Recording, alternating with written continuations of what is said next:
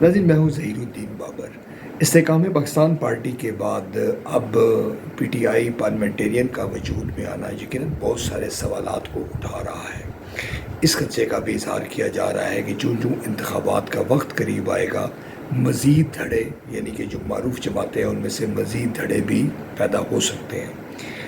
Pakistan Peoples party اور مسلم league نون میں کوئی گروپ نکلے گا یا نہیں نکلے گا؟ البتہ پاکستان تحریک انصاف کے حوالے سے یہ یقین سے کہا جا رہا ہے کہ کچھ عناصر مزید متحرک ہو کر سامنے آئیں گے۔ معاملے کا دلچسپ پہلو یہ بھی ہے کہ دونوں جو جماعتیں ہیں، استحکام پاکستان پارٹی اور پی ٹی آئی جو پارلیمنٹیرین ہے، وہ پی ٹی آئی سے ہی نکلے ہیں اور پی ٹی آئی ہی کی قیادت سے پہلے وہ عہد و وفا نبھاتے رہے، مگر اس کے بعد انہوں نے اپنی راہیں جدا کر لیں۔ پی ٹی آئی پارلیمنٹیرین میں جس طرح سے لوگوں نے لا تعلقی کا اعلان کیا ہے، جیسے کہا گیا پرویز خٹک صاحب نے کہ ان کے ساتھ 57 اراکین صوبائی اسمبلی ہیں اور قومی اسمبلی کے لوگ بھی ان کے ساتھ کھڑے ہیں، مگر ہم نے دیکھا کہ اعلان کے کچھ ہی دیر کے بعد لوگوں نے اس بات کی تردید کرنی شروع کر دی۔ پھر جب اس پارٹی کا وجود عمل میں آیا تو شادی ہال بک کیا گیا اور جو صحافی تھے ان کو بھی وہاں جانے کی اجازت نہیں تھی۔ کچھ صحافیوں سے موبائل چھین لیے گئے، کچھ کو نہ آنے کا کہا گیا۔ غرض ایک جو تاثر تھا وہ یقیناً مشکوک بنا کہ یہ جماعت کس طرح سے وجود میں لائی جا رہی ہے اور اس کے اغراض و مقاصد کیا ہو سکتے ہیں۔ پرویز خٹک صاحب کو نوشہرہ میں حمایت حاصل ہے، مگر دیگر جو علاقے ہیں، چارسدہ، خیبر پختونخوا کے دیگر علاقے، وہاں پر کس طرح سے کامیابی انہیں ملے گی، یقیناً یہ کہنا بڑا مشکل عمل ہے۔ ناظرین، ہماری جو سیاست ہے اس میں جو سیاسی انجینئرنگ ہے اس کی تاریخ بڑی پرانی ہے۔ آپ جانتے ہیں کہ پرویز مشرف صاحب کے دور میں پاکستان پیپلز پارٹی میں پیٹریاٹ اور پارلیمنٹیرین گروپ بنے تھے اور اس وقت بھی یہ کہا گیا تھا کہ ان کو دانستہ طور پر حکمت عملی کے ساتھ سامنے لایا گیا ہے۔ اس کے بعد جب معاملہ مسلم لیگ نون کی طرف بڑھا، یعنی مسلم لیگ نون پر دباؤ آیا اور مسلم لیگ نون کے جو اراکین اسمبلی ٹوٹے تو اس کے نتیجے میں کاف لیگ بنی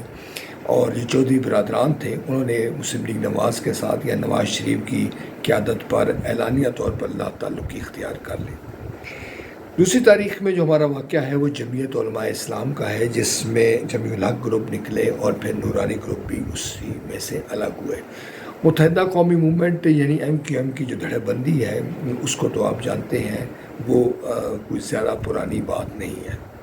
سوال یہ ہے کہ کیا یہ جو جماعتیں ہیں یہ عوام میں حمایت حاصل کر سکیں؟ یقیناً اس سوال کا جواب نفی میں ہے۔ قدرتی طور پر جب سیاست گرو نہیں کرتی اور کوئی رہنما سامنے نہیں آتا تو یقیناً جو آرٹیفیشل بندوبست ہے اس کی افادیت پر سوال اٹھتے ہیں۔ اب تو سوال یہ ہے کہ جو آنے والے عام انتخابات ہیں، جیسے جو شہباز شریف صاحب اور آصف علی زرداری صاحب کے درمیان طے پا گیا ہے کہ اگست میں اسمبلی کو ڈیزالو کیا جائے گا اور انتخابات اسی سال ہی ہونے کے امکان ہیں، مگر جو معاملہ ہے وہ اس کی غیر جانبداری کے حوالے سے ہے۔ پاکستان میں ایسے بہت سارے لوگ ہیں جو انتخابات ہیں ان کی جو شفافیت پر سوالات اٹھا رہے ہیں۔ وہ اس بات پر بضد ہے کہ جو موجودہ انتخابات ہوں گے وہ پہلے سے طے شدہ نتائج کے مطابق ہوں گے اور اس میں کسی خاص جماعت کو ہدف بنایا جائے گا، کسی خاص جماعت کے رہنماؤں کو ہدف بنایا جائے گا۔ معاملات کے حوالے سے جو سنگینی ہے وہ اس بات کا اندازہ کیا جا سکتا ہے کہ اگر ہم نے اس طرح کے معاملات ہی چلائے اور عارضی بندوبست کے ساتھ، آرٹیفیشل ارینجمنٹ کے ساتھ جب انتخابات کا انعقاد ہوگا تو یقیناً اس کے جو مثبت نتائج ہیں وہ سامنے نہیں آئیں گے۔ پھر ایک اور معاملہ بھی موجود ہے کہ جو بین الاقوامی سطح پر پاکستان کا جو تشخص ہے جمہوریت کے حوالے سے، جو ہماری کمٹمنٹ ہے، اس پر بھی سوال اٹھیں گے۔ اس کا مطلب آسان الفاظ میں کچھ لوگوں کے نزدیک یہ بھی لیا جا سکتا ہے کہ عام آدمی کی جو رائے ہے، جو حکومتوں کا انتخاب کرنا ہے، اس پر اس کو قدغن لگائی جا رہی ہے یا قدغن لگائی جاتی رہی ہے۔ یہ کہنا بھی ہم کہہ سکتے ہیں کہ مستقبل کے حوالے سے کچھ پیشن گوئی نہیں کی جا سکتی، مگر جو موجودہ صورتحال ہے وہ کچھ خاص زاویے بتا رہی ہے اور کچھ خاص انڈیکیٹر بتا رہی ہے جس کو جو لوگ ہیں وہ سمجھ رہے ہیں۔ ہمیں یہ چاہیے، ہماری جو ذمہ دار سیاسی جماعتیں ہیں، سیاسی قوتیں ہیں، ان کو یہ یقیناً یہ فرض ہے کہ وہ پاکستان کے عام آدمی کو ملحوظ خاطر رکھیں، اور جو پوائنٹ سکورنگ کی حکمت عملی ہے،